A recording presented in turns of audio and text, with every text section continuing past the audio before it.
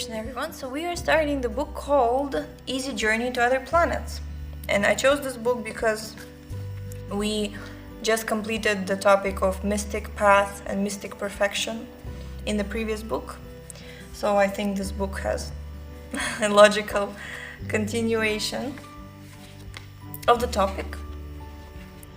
So, Easy Journey to Other Planets by His Divine Grace Srila A.C. Bhaktivedanta Swami Prabhupada, founder Acharya of the International Society for Krishna Consciousness. Page number 1. No, preface. There's a preface. Okay.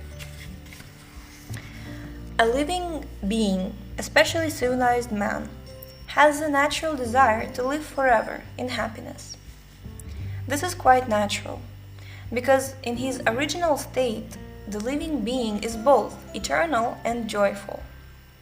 However, in the present conditioned state of life, he is engaged in a struggle against recurring birth and death. Therefore, he has attained neither happiness nor immortality.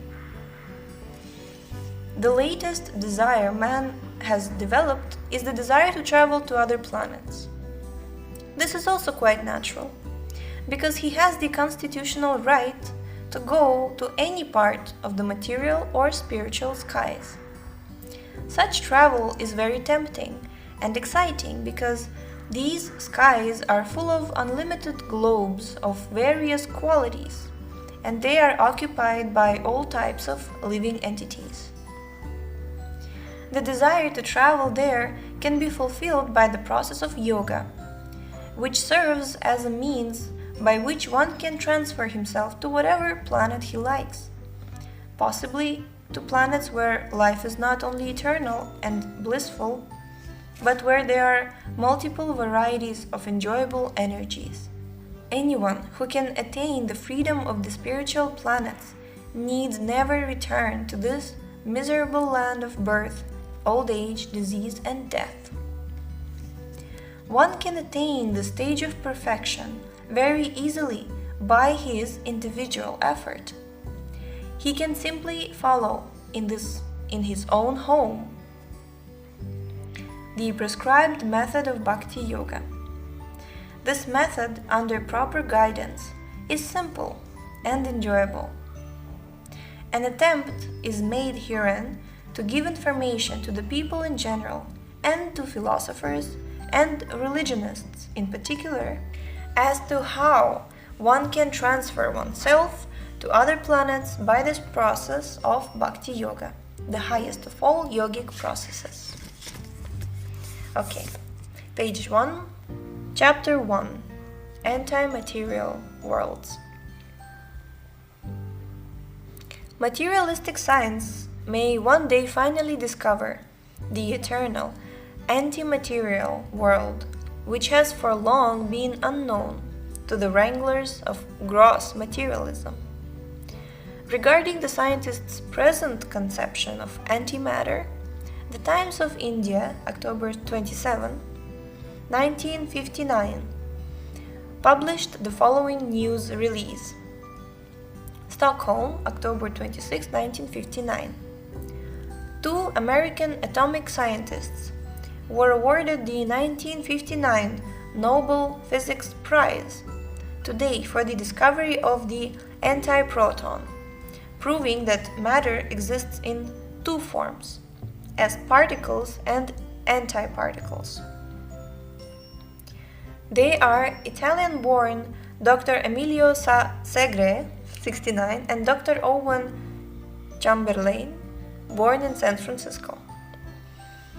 According to one of the fundamental assumptions of the new theory, there may exist another world, or an anti-world, built up of antimatter. This antimaterial world would consist of atomic and subatomic particles spinning in reverse orbits to those of the world we know. If these 2 worlds should ever clash, they would both be annihilated in one blinding flash. In this statement, the following propositions are put forward. First, there is an antimaterial atom or particle which is made up of the anti-qualities of material atoms. Second, there is another world besides this material world of which we have only limited experience. 3. The antimaterial and material worlds may clash at a certain period and may annihilate one another. Out of these 3 items, we, the students of theistic science, can fully agree with items 1 and 2, but we can agree with item 3 only within the limited scientific definition of antimatter. The difficulty lies in the fact that the scientist's conception of antimatter extends only to another variety of material energy, whereas the real antimatter must be entirely antimaterial.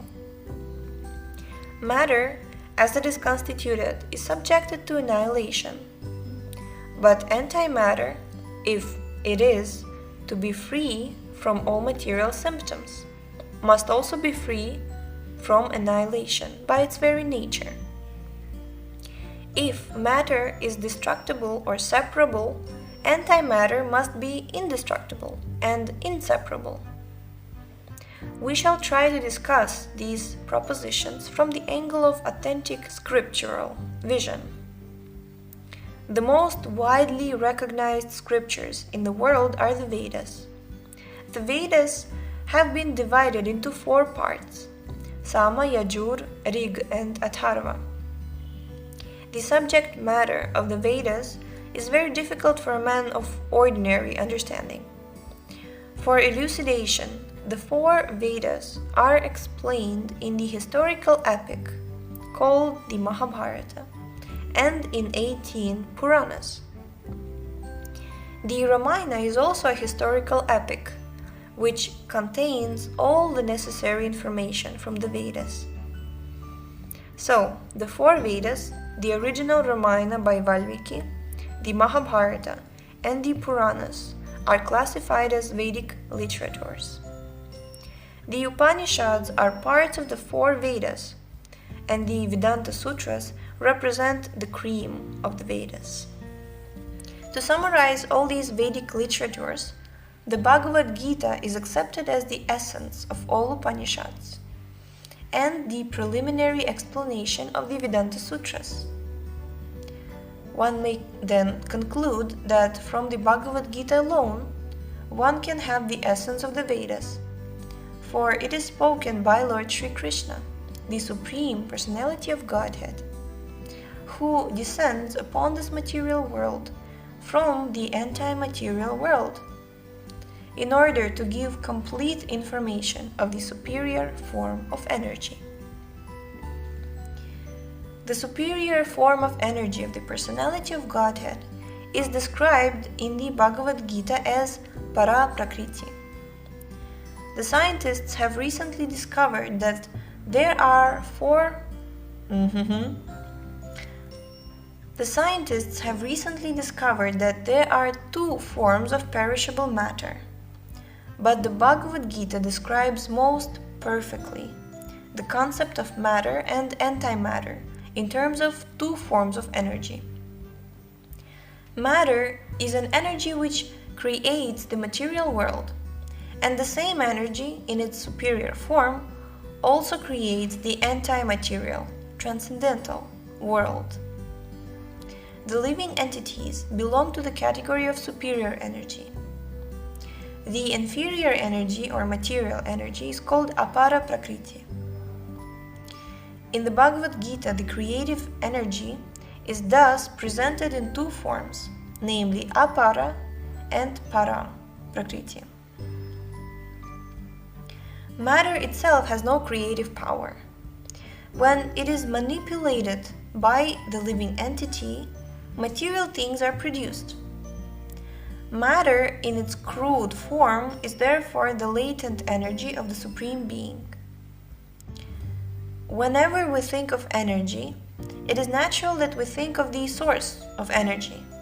For example, when we think of electrical energy, we simultaneously think of the powerhouse.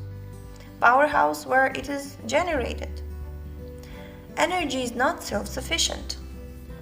It is under the control of a superior living being. For example, fire is the source of two other energies, namely light and heat. Light and heat have no independent existence outside of fire.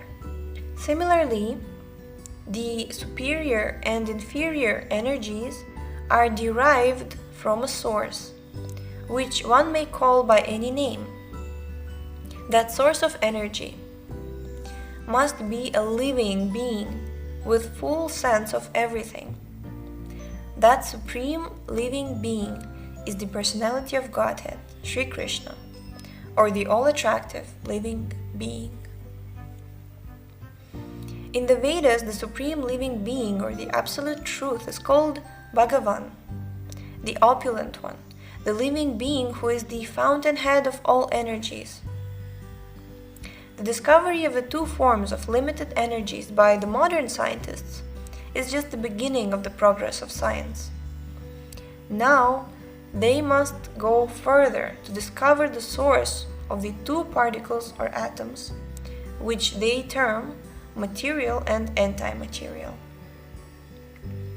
Yeah, so we're going to stop here for today, and in the next episode we're going to read about the explanation of what is antimaterial particle. So thank you so much for tuning in today. Please bless us to overcome all the different complexities of life to actually keep a strictly daily format of our podcast. And the link to this book is in the description. And we will see you next time. Hare Krishna.